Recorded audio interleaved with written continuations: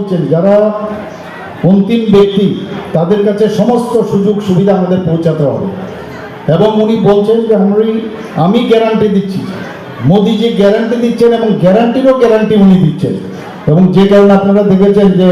গ্যারান্টির গাড়ি এখন ত্রিপুরাতে সব জায়গায় জায়গায় যাচ্ছে, প্রায় 15টার মতো গাড়ি চলে আসছে, এর মধ্যে এলসিডি যুক্ত আছে, যাতে করে এত আমাদের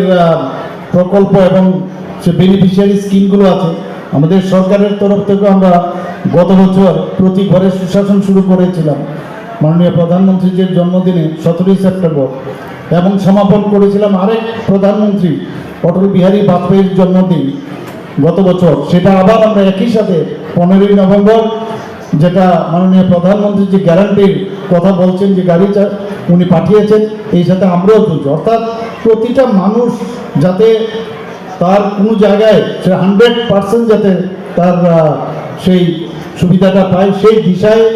আমাদের কেন্দ্রীয় সরকার এবং রাজ্য সরকার আমরা কাজ করছি।